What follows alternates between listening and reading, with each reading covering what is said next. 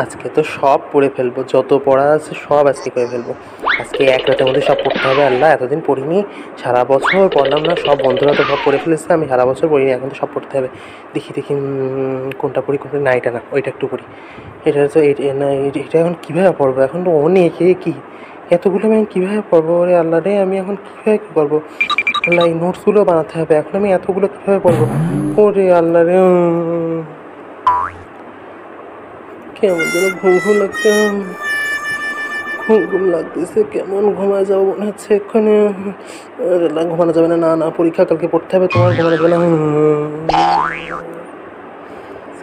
আজকে একেবারে সবগুলো টুকলি করতে হবে, সব একদম ফটোকপি করে দেবো, সম্পূর্ণ বই একেবারে ছেপে দেবো আমি আজকে।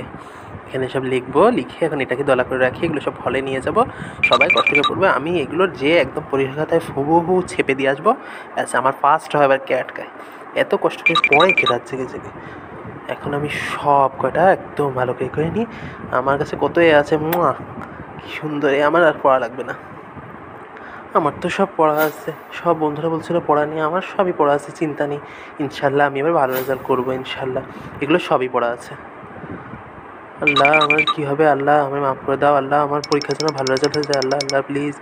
এগুলো কিচ্ছু তো পড়া নেই, কতগুলো বই, এখন এতগুলো বই এক রাতের মধ্যে পড়বো কী করে? আল্লাহ আল্লাহ, তুমি আমারে বাঁচাও আল্লাহ।